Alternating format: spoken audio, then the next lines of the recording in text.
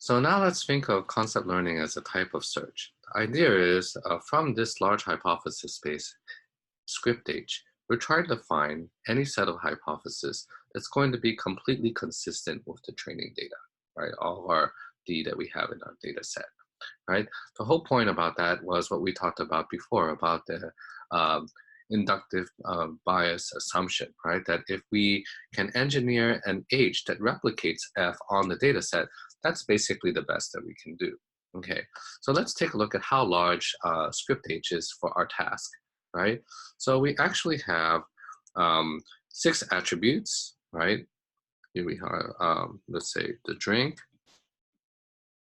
This is, I think, the milk, okay, and et cetera, et cetera, et cetera. So we have 6 attributes, and each of these attributes have a number of settings. So since we have mostly binary attributes, each one of these attributes can take on 2 values that are actually set, a don't care value, meaning a question mark, or a null value, meaning we don't allow any particular attribute value, okay? So for all of the binary attributes, we have 4 particular values, and for the milk, which had 3 different values, then we have 5. So when we multiply all of those together, we're going to get 5,120 synthetically distinct hypotheses, okay? Of course, this is actually not very practical because some of these hypotheses aren't actually are actually equivalent to each other. For example, when we say that we're going to set one of our attributes to null, this basically invalidates all of the hypotheses. It represents the empty set because any attribute that has an empty null value is equivalent to having no hypothesis, having a hypothesis that accepts nothing as a positive instance. Okay, so we can take out that particular case where we have the null symbol and say anything that has a null symbol is actually equivalent. Okay, and we're going to represent that with this particular 1 here. Okay, and then we can take out that value and then change all the values down by 1. Okay, and represent everything else. So this is the particular hypothesis that says I don't like any drink. Okay, all the instances are negative, and these are all of the ones that have at least one drink that's labeled as a positive example. Okay. In practice, even though today we're talking about Boolean concept learning, many times we're searching for things over a continuous set, okay? And there may be an infinite number of hypotheses that can be put into a hypothesis set. In fact, we're going to see this very soon when we get to linear regression.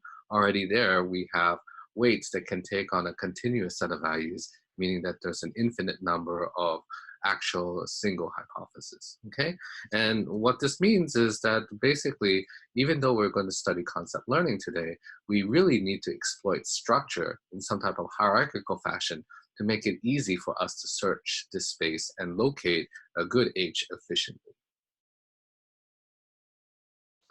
The way we're going to do that is think about, in concept learning, the idea of a generality, right? So here we have an idea where we have drinks, right? So we have different types of drinks that we could be talking about. We could be thinking about, Milo, tea, water, coffee, sodas, etc. But we're just going to say that that's the most general concept, right? Any drink under the sun, okay?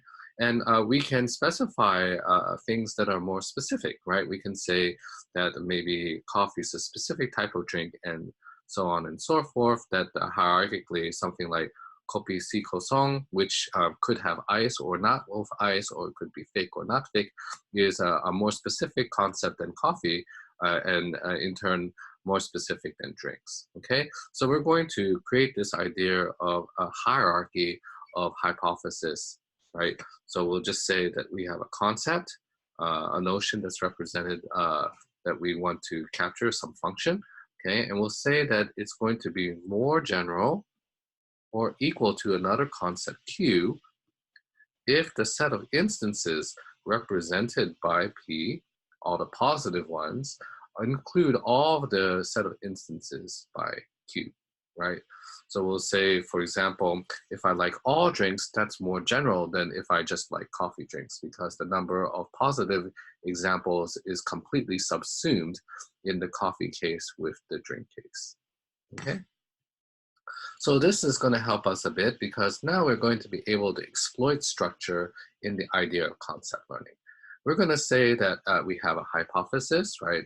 Let's say of index j, so having some particular constraints, okay? We're going to say that is more general to another hypothesis k, and we're going to use this greater than or equal sign for g as a subscript to denote this type of generality, right?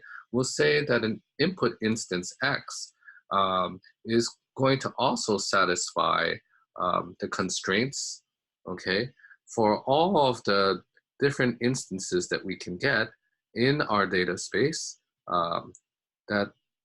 meaning the training examples here, that the hypothesis also returns 1 in the more general case when in the more specific case, when the more general case is also has it as 1.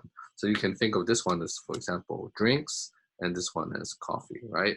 So I have a hypothesis says you like coffee, and I have another hypothesis that you like drinks, and we're just trying to give a subset, superset relationship to this, okay?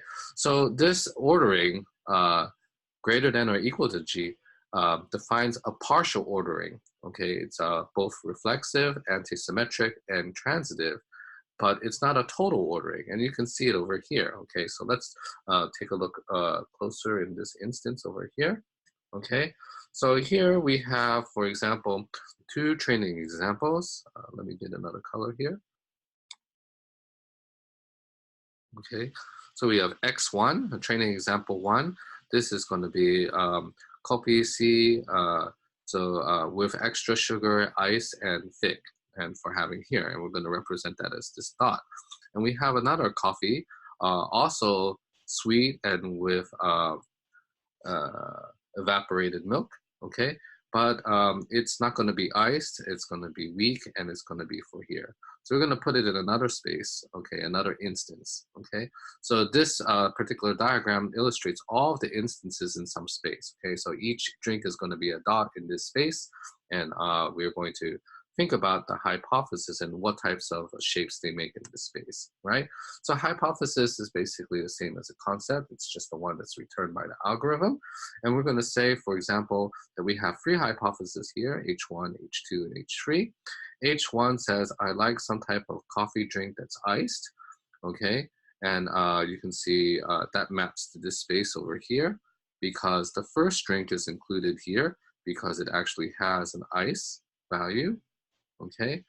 If I have H2 here, right, where I say I have coffee, but I don't care about all the other attributes, then of course it's more general than H1 because H1 specified a particular value for the iced dimension. It has to be iced, right? So we're gonna say this H2 here, okay, is gonna subsume all of the cases in H1, right? Because it's going to include all of those as positive instances. So in the ovals, we're drawing the boundary for whatever instances are positive, okay? Everything else outside of those ovals are negative instances for that particular hypothesis, okay? But, you know, we have an ordering here, so you can see that there's a preferential ordering. There's an arrow to say that H2 is somehow more general than H1. But H3 gives a attribute value for a different attribute, right? So it says, do you like your coffee strong or weak? And this one says weak or full, right? And so this fulfills a different type of constraint, but neither H1 or H2 are more general than each other, but H1 or H3 is general or specific to each other. But H2 is definitely more general than both. And you can see this in this mapping here. Okay, I hope you got that. So let's continue onwards.